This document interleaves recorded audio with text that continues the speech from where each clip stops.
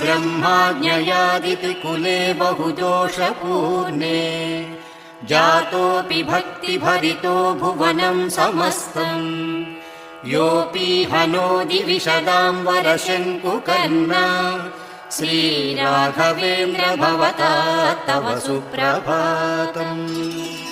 दैत्येश्वरं हरिविरोधि हिरण्यकन्तम् योनिनयो हरिपदं पितरं स्वभक्त्या प्रह्लादमर्त्य हरिसम्भव कारणात्मन् श्रीराघवेन्द्र भवता तव सुप्रभातम्।